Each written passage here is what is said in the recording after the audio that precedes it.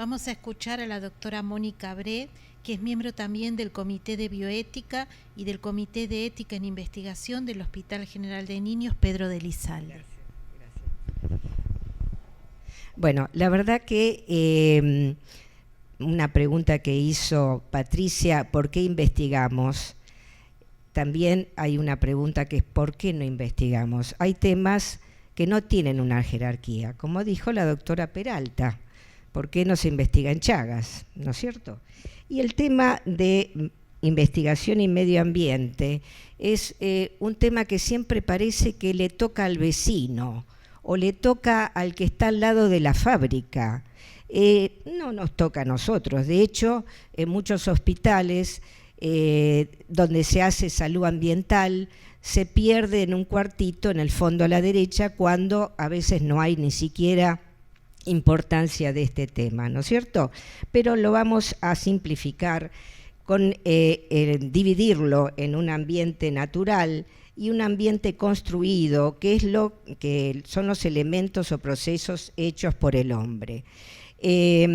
Cuando nosotros tenemos una naturaleza en equilibrio no pasa absolutamente nada, pero cuando empiezan los problemas ambientales por el vertido de fábricas o por el quemado de dioxinas, ya encontramos que es un problema ambiental. Y para eso, ese problema ambiental que es negativo para nuestra salud, se hacen lo que se llaman protocolos ambientales.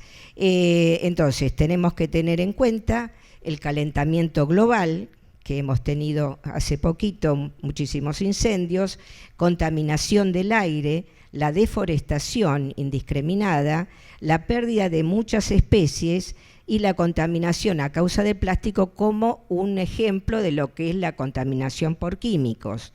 Entonces, el programa de las Naciones Unidas con respecto al cambio climático dice que el cambio climático es el problema ambiental más grave y quizás el más grave que estamos sufriendo.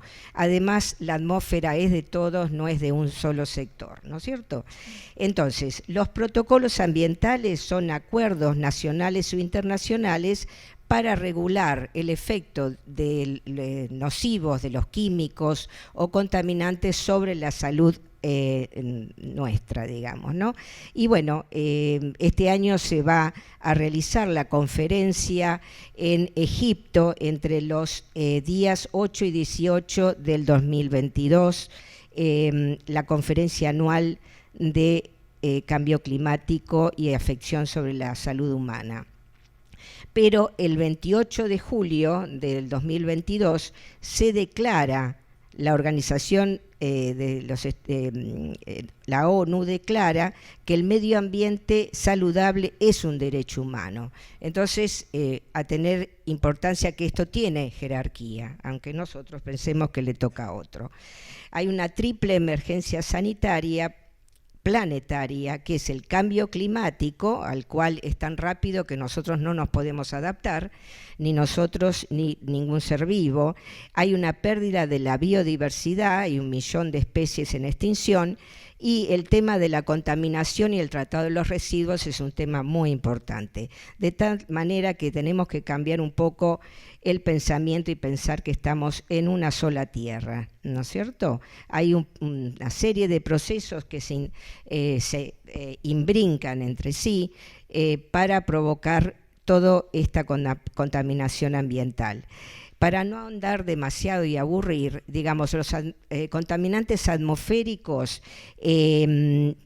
acá tenemos un listado que después ustedes los pueden ver en la clase, no hay problema, pueden ser especialmente altos en los sitios urbanos y se prolongan a lo largo de todo el ciclo vital, por eso vamos a ver después la vulnerabilidad pediátrica.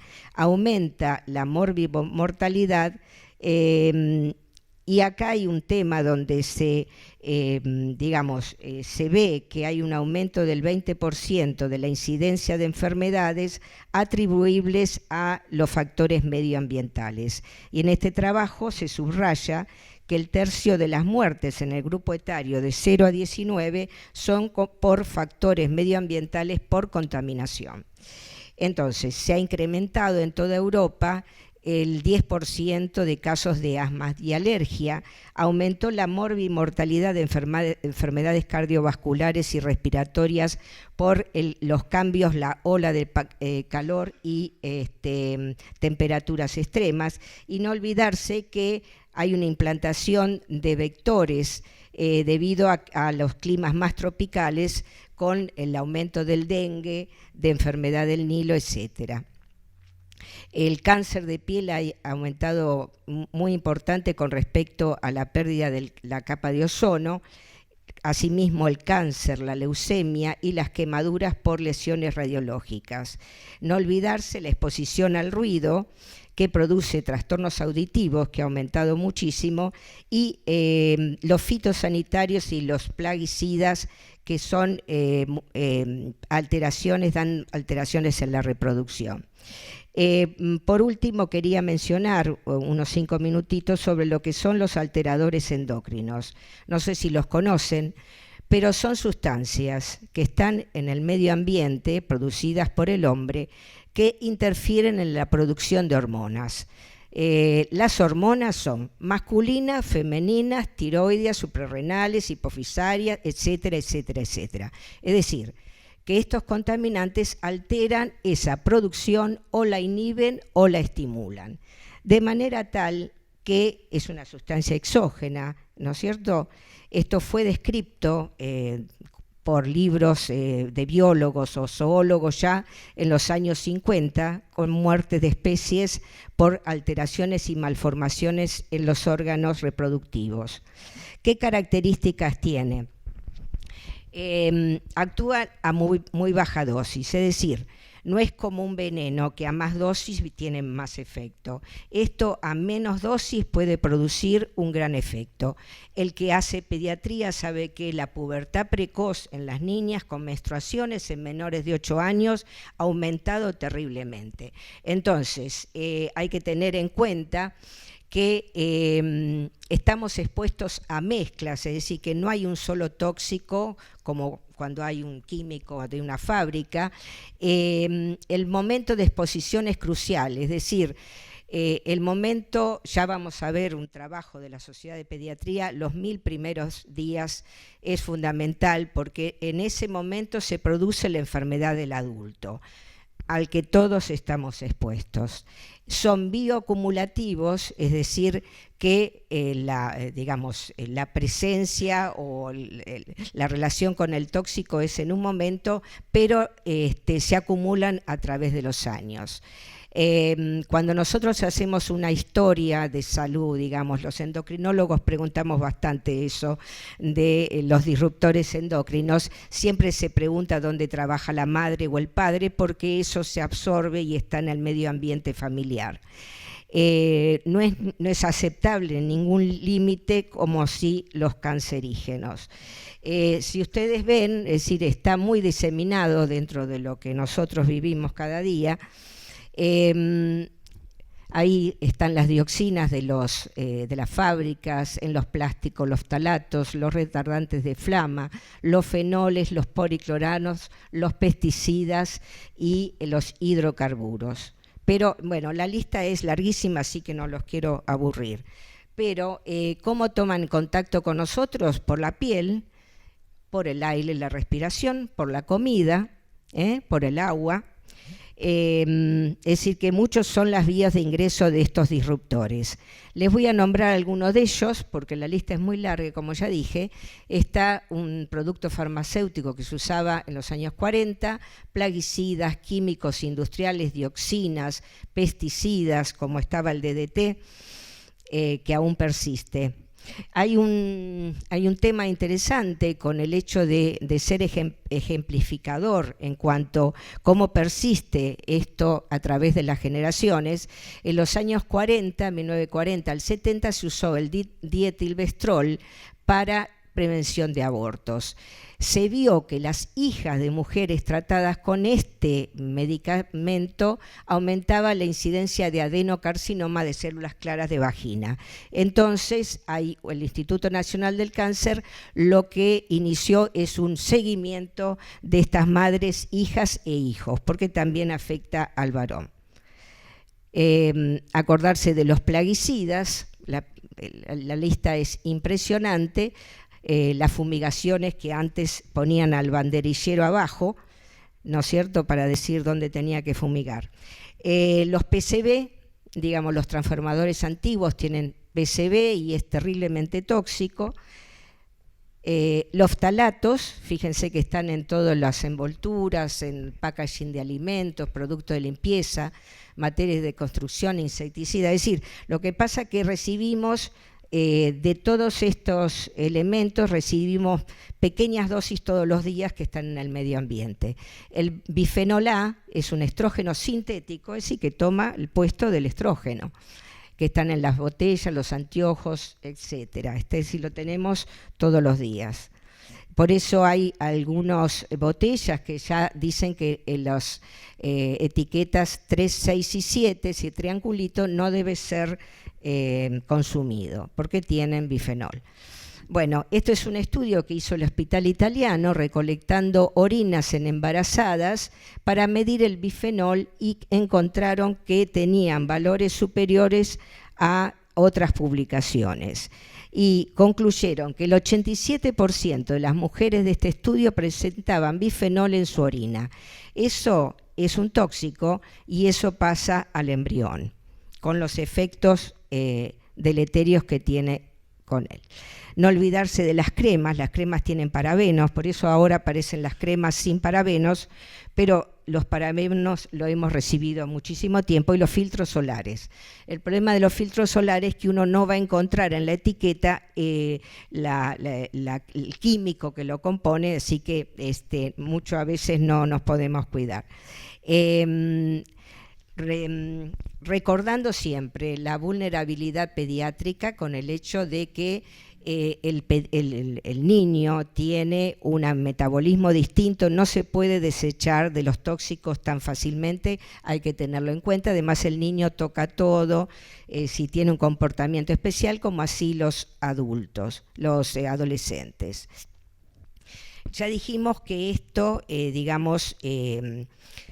es muy fácil de que se libere con el tiempo y se concentre, pero el lugar de mayor concentración es el tejido graso de la madre.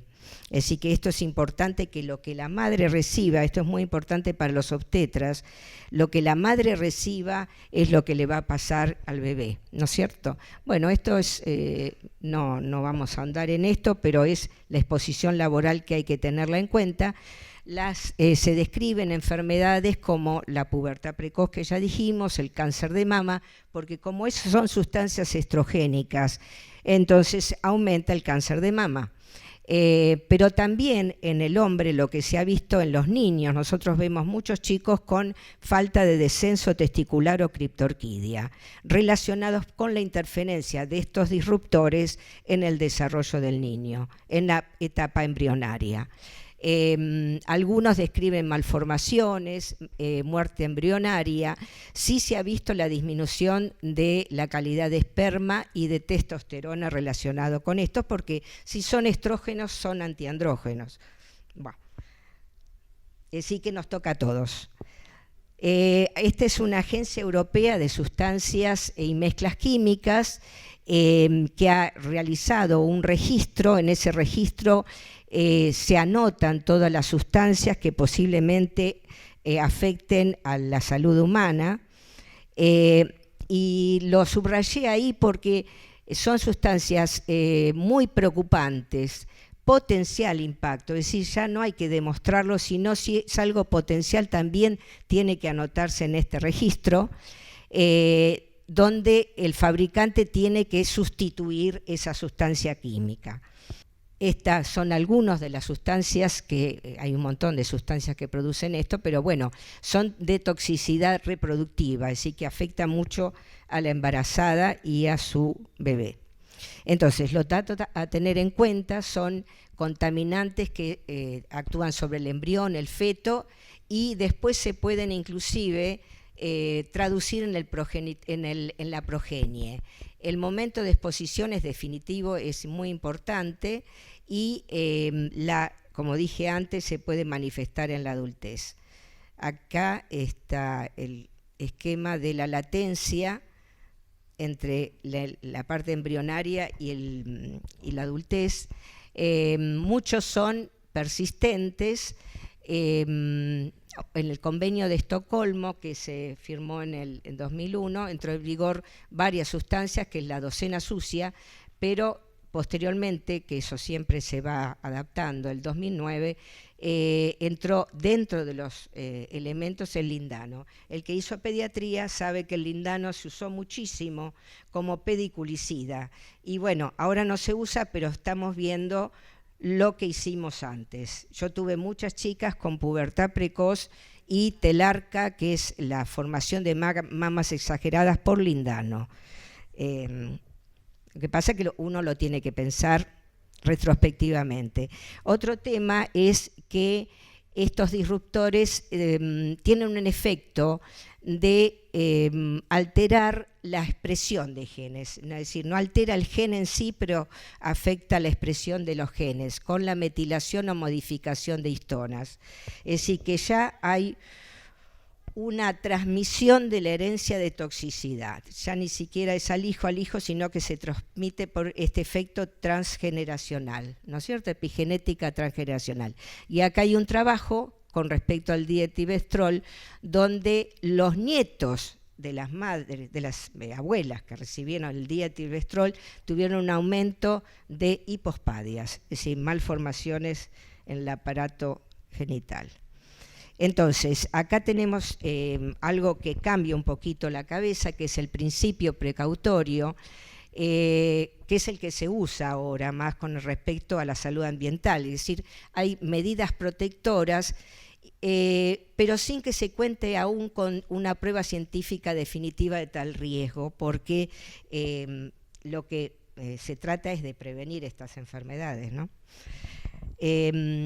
Hay estrategias europeas, por ejemplo, la estrategia SCALE, que está dirigida específicamente para la infancia, basada en la ciencia, pero con el aporte muy interesante de organismos no gubernamentales, pero también de consumidores. Hay un aporte más importante. La importancia de la concientización, que nadie, digamos, no se conoce este tema, tener instrumentos jurídicos que regulen este tema de los contaminantes ambientales, con una evaluación de las medidas adoptadas para reducir las enfermedades respiratorias infantiles, el asma, alergia, trastornos neurológicos del desarrollo, cáncer infantil y los efectos endocrinos que ya estuvimos hablando. Esto lo voy a nombrar simplemente con respecto a un tema que se llama susceptibilidad individual, es decir, hay personas que ante determinados tóxicos no tienen una enfermedad y hay otras personas que son más susceptibles, si bien todavía no está aceptada por la comunidad científica, pero es un tema que está asociado a exposición previa a sustancias en el medio ambiente en determinadas población. Se dice que está afectado el sistema inmune. ¿Por qué? Porque se producen unas citoquinas inflamatorias que hace que no se desintoxique la célula de esos tóxicos, aunque sean mínimos. Entonces hay una etapa de tolerancia, sensibilización. Algunos describen hiperosmia, astenia, irritación respiratoria, cefalea. Es tan diversa y heterogénea las manifestaciones que todavía no se puede dar una entidad clínica. Un proceso inflamatorio de diferentes órganos y finalmente el deterioro con aparición de autoinmunidad, síndromes neurodegenerativos y algunos hablan de psiquiátricos también. Bueno, esto simplemente es la OPS en el año 2018 hizo un plan de acción para el Caribe y el cambio climático, pero me pareció ejemplificador de lo que hay que hacer, ¿no es cierto? El tema del empoderamiento, es decir, promover el tema de salud, buscar evidencias. si se busca evidencias, hay que mejorar la capacidad educativa y la investigación en materia de cambio climático y salud, y la implementación, es decir, de acuerdo a la investigación, poder implementar anticipadamente enfermedades. Dos palabritas de este trabajo que hizo la Sociedad de Pediatría en el año 2020, subrayando la importancia del ambiente tóxico en los primeros 1000 días de vida. El 1000 días de vida significa embarazo y los 2 primeros años de vida, donde la exposición a estas sustancias tóxicas aumenta el cáncer infantil y produce perturbación hormonal, como ya estuvimos diciendo anteriormente. Entonces, también ha nombrado que estos alteradores endocrinos producen modificación en la composición microbiana, aumentan las bacterias con posibilidad de enfermedad intestinal inflamatoria, lo que ellos llaman disbiosis intestinal por tóxicos. Entonces, el periodo vulnerable de la adolescencia, recordar que el sistema nervioso central todavía hay mielinización en esa etapa, por lo cual no hay que soslayar ese momento, ¿no es cierto? Entonces, el papel del equipo de salud materno-infantil es importantísimo y esto guiar las políticas públicas con el conocimiento, ¿no es cierto? Finalmente, concluimos que los niños y jóvenes son los más afectados por la crisis ambiental global actual y los más amenazados por nuestra trayectoria actual. Eso lo dijo la ONU. Fortalecer las capacidades educativas y la investigación en materia de medio ambiente y salud, y tenemos una responsabilidad ética como miembros del equipo de salud en todos los niveles de ejecución, de proteger al niño y las nuevas generaciones. Y acá les dejo lo que dijo hace mucho Aristóteles, que pensó más en la naturaleza que en nosotros actualmente. Bueno, muchas gracias.